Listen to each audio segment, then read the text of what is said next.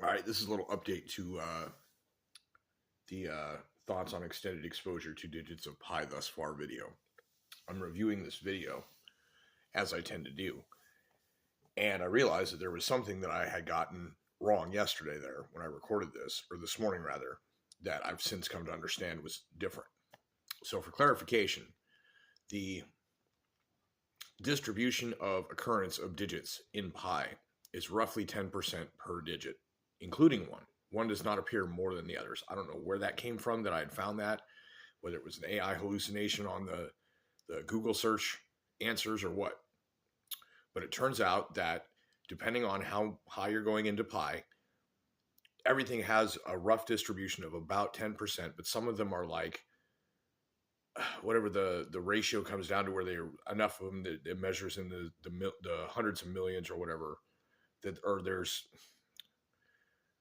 a bunch of them that are 999 something, and then there's a few of them that are 10 and a little something at the end.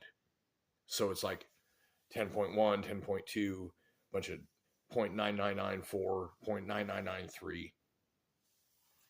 But the more digits you include in the count of what it is, as you go through it, you could say, if you were to search at the millionth place, then like 7 is the one that has a little bit more, or 4 is the one that has a little bit more. And then when you go out, okay, but in 2 million places, the distribution might shift by that time. And then the one that has slightly more, that is the 10.12, the most, by just a tiny smidge, ends up being something else, 7 or 6. And then ultimately by 105 trillion, according to the count search thing that was done by the AI response on Google searching, the distribution favors 9 by the tiny smidge by the current searchable 105. There's actually 202 trillion available, but I'm not sure what it is there. So my point is, it's not a matter of one to all the others. It's a matter of all of the others to all of the others. But that over if you're measuring places of pi as intervals of time, so to speak, over that time, you would have changes in what the most distributed number by just a tiny smidge is. So then in the idea that I had with the 24 by 24 using grayscale pixels, 24 pixels by 24 pixels, each pixel being, and you could blow it up into larger squares. But to have a square that is, 576?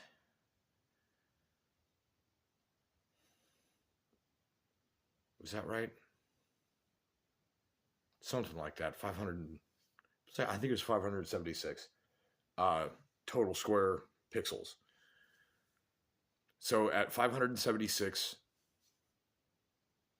digits per frame at 24 frames per second, a million digits of pi would be, I've done this math since, a million digits of pi would come to about 26 minutes. I'm sorry, 26 seconds.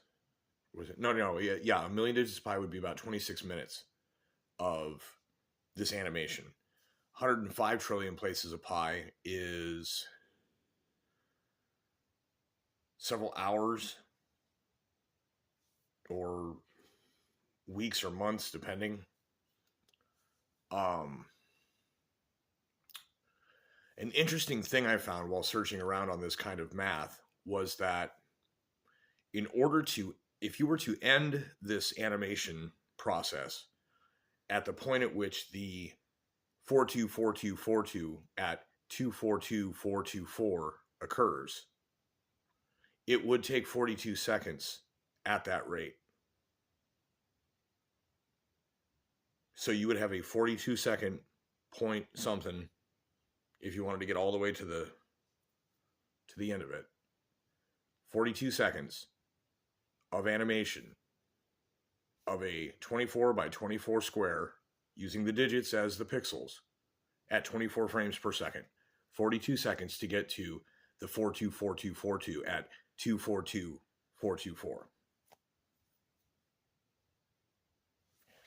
I don't know how I'm going to do it. I don't know how to get it to be done. And if anyone else does it first, that's fine. You're welcome to it. Just let me see it.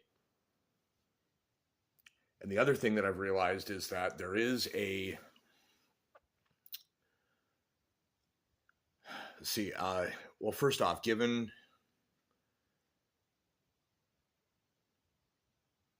the,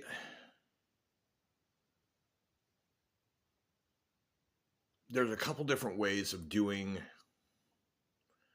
a frame or background around this 24 by 24 viewing area, where the color code equivalence for whatever digit has the highest point would be of the distribution at that time would be part of that frame color background. There might also be a way to determine the numerical distribution in each of the frames and maybe represent another location somewhere where there's an indicator of that. And then as you animated it, you would have this, edged with a slight color change over time, or a little thing in the corner that kind of changes through cycles things depending on the numbers that are on the screen. I guess maybe you wouldn't need an average for that, but for the dominant number, certainly.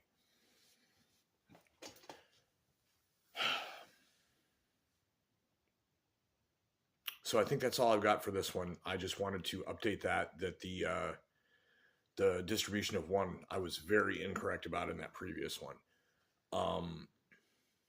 But yeah, that 42-second thing is kind of interesting.